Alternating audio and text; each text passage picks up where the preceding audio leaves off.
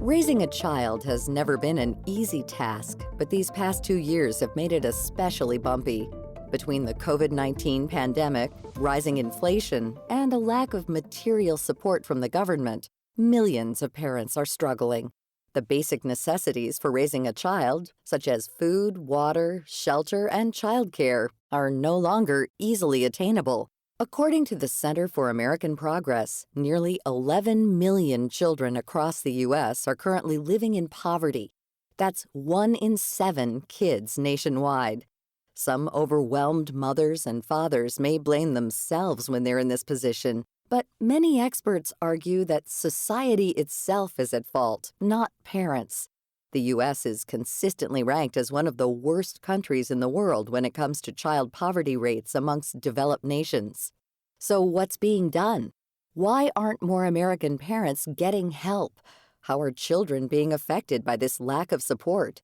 Dr. Dana Suskind is one such expert who argues that the ball is being dropped during these early, critical years of growth. Suskind is a professor of surgery and pediatrics at the University of Chicago Medical Center. She's also the co-director of the TMW Center for Early Learning and Public Health at the university, and the author of the new book, Parent Nation: Unlocking Every Child's Potential, Fulfilling Society's Promise. Those first few years of life are critical for healthy brain development. You see, unlike most of our organs, like our heart and our lungs that come out fully formed, believe it or not, our brain doesn't come out fully formed. It's really waiting for the environment to help wire it up, to tell it how to wire up. And so in those first few years of life, 85% of the physical brain will be built. Every second, 1 million new neural connections are building that brain. And what that brain is waiting for is rich, nurturing interaction.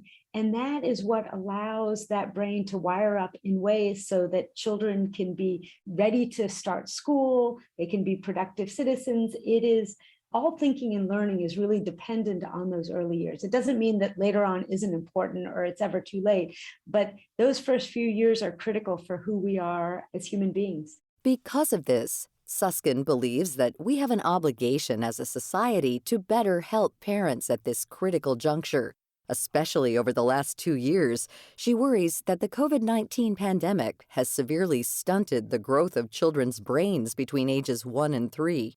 I think really COVID-19 was a powerful wake-up call that none of us parent alone, and really highlighted just how the lack of infrastructure of supports during the first 3 to 5 years of life impact parents' ability to parent the way they want. They were called on to be everything from parent to camp counselor to therapist to coach.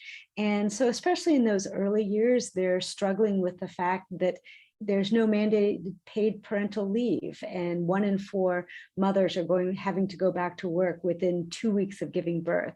The fact that we have no investment in the early years in terms of high quality early child care and education, and the fact that child care deserts are almost the norm and only 10% of existing programs are considered high quality. COVID-19 has certainly exacerbated the precariousness of parenting. But these issues were already stacking up pre-pandemic.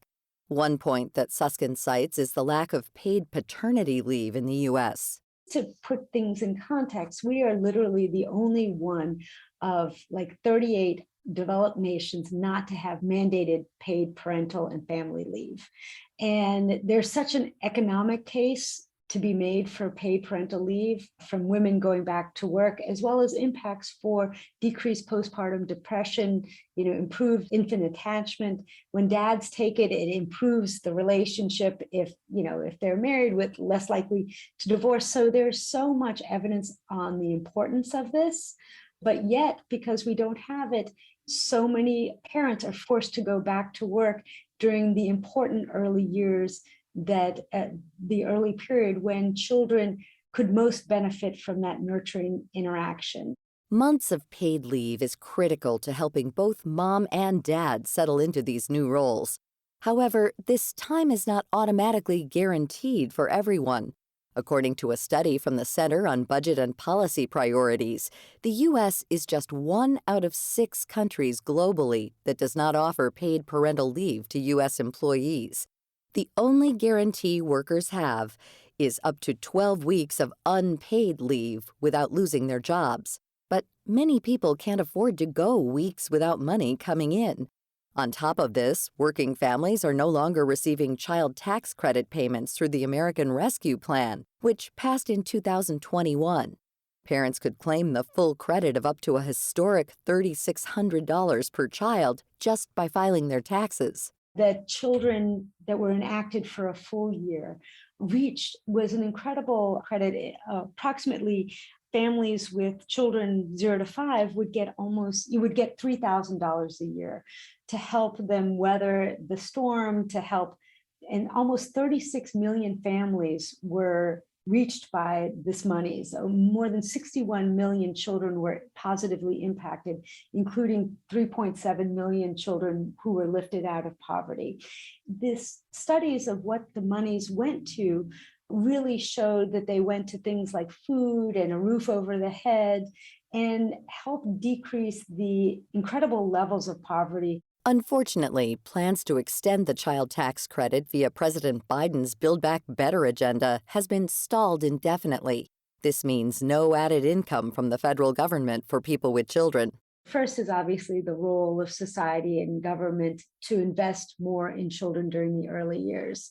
We know that it makes huge economic sense. So when people talk about price tags, they're getting it wrong. Really, this is a negative cost. For every dollar we invest in children in the early years, you get $13 back. But despite that, the US spends a minuscule amount on early childcare and education. So, for example, other rich nations, the average is about $14,000 a year that's invested. I mean, forget about Norway, that does $29,000. You know what the US spends? $500 per year per toddlers. That it has a huge impact on children's healthy brain development. So Natalie Brito and her colleagues basically showed in a group of mothers who got paid parental leave and those who didn't, that those who had paid parental leave, their children had stronger sort of neural development, stronger brain waves than those who didn't have paid leave. And their thought was that it worked through the stress level of those mothers who didn't have paid leave. So the evidence abounds that this is so critically important for children and families. As prices continue to rise and the stock market falls, these safety net programs may be the last resort for future generations. Society can either assist children in attaining basic developmental milestones or allow them to sink into a lifetime of struggle. The science is so clear. Parents and caregivers build children's brain, but they need to, they've been convinced in this country that it's a go it alone, right? That when things don't go right, instead of saying, well, why, I'll give you an example. This woman, Talia, who is a PhD researcher, brilliant, right, had 2 kids, because of the cost of childcare was more than, the cost of her mortgage. She actually had to pull away from the workforce, stay home with her kids, which of course she loves her kids and wants the best. But she said to me, I felt like I was failing in all parts of my life. Instead of saying, why is society failing me, right? And we need to change that mindset, because the only way we're going to push this nation forward to actually be more family friendly and do what we say we believe, that children and families are the most important, is if we start expecting society to play a greater role in supporting us, not taking away our job as parents, because only parents can be their children's the ones to decide. But you need to expect that you are deserving of these things to be able to push forward society in that way. Despite the many hurdles that come with parenting in the U.S., Suskind implores parents to never stop fighting for their children. Every child deserves a nurturing and loving environment that promotes healthy development. To find out more about this topic and our guest, Dr. Dana Suskind, visit viewpointsradio.org. This segment was written and produced by Alex Winton and Amira Zaveri. Studio production by Jason Dickey. I'm Marty Peterson.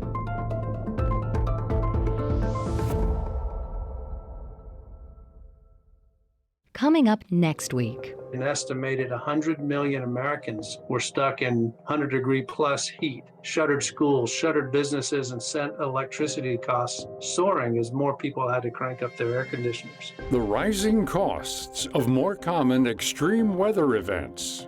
Then, they're circular economies, but they also, while we're sharing our goods and services, we actually come to get to know the people who live around us. How gift economies help the environment and Americans' wallets. I'm Marty Peterson. And I'm Gary Price. These stories in depth on your public affairs magazine, Viewpoints.